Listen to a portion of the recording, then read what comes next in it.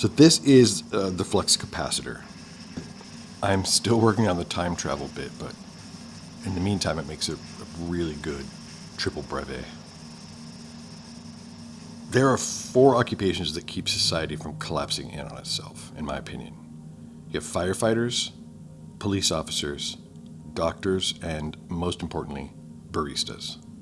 I am not ashamed at all to admit that I spend my fair share of time at Starbucks. There's so many of them and they're everywhere. But I can't always get down there, even if I can afford $6 for a cup of coffee, for at least my coffee. So I make my own in the morning. All that said, it's 11 o'clock and I need to head out to the office to start a project. But you may remember about 2 episodes ago, I pressed a very significant button. The power that this button summons only requires 15 minutes before it can start imbibing you with enough force to push you through the rest of your day. But I've given it 90 minutes. The process is so time sensitive that it can easily become the single biggest source of stress in a day if things go sideways. Now, it's possible I make things more difficult than they should be, but the process isn't about difficulty and tedium. It's about time.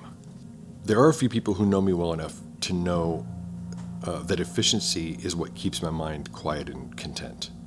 But few have seen how frustrating and unnerving it can actually be on the inside for me when it takes longer to do something than I've planned for. And it's more than just inconvenience.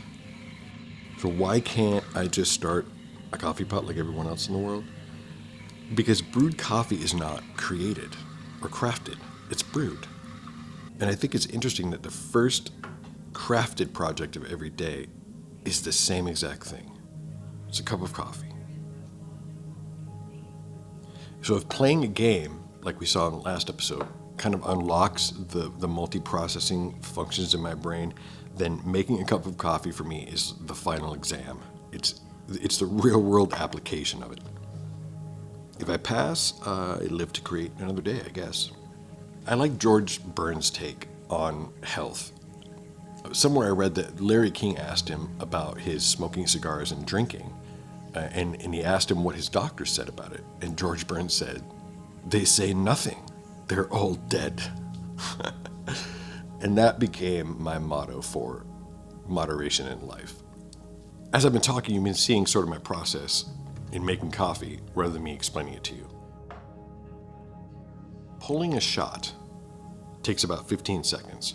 In that amount of time, I go over to the cigarette roll machine, I add tobacco to the roller, and I take out 5 tubes, and I set them aside, because that's how many I'm going to smoke. So priming the steam wand, which is just pushing the button and waiting for it to warm up, I put my shoes on, and I gather all the things that I'm going to put in my backpack, and I stick it on the table. Once you start steaming the milk, you have about 1 minute and 12 seconds. During that time, I put dishes in the dishwasher if they're there, I roll 5 smokes, put the milk away, and pack the backpack up. So by the time my coffee cup is full and ready to transport, I am ready to head out. It's that simple. It doesn't take me much longer than 6 minutes. If it takes longer than that, things start to go a little bit haywire depending on how far we've gone over time. I've got it down to a science now, so it doesn't really take that much longer. So to get everything ready that fast, it means that shoes go here, backpack goes here, pens go here, notebooks go here, headphones go here.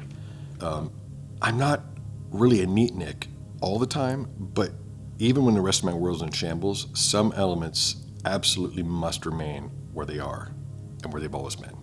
And today is one of those days where I've passed the final exam and I'm able to graduate to the next phase. So in episode 4, we're going to go to the office and you'll be able to see what I've been preparing for this whole time. Until then, take care of yourselves, outsiders. See you soon.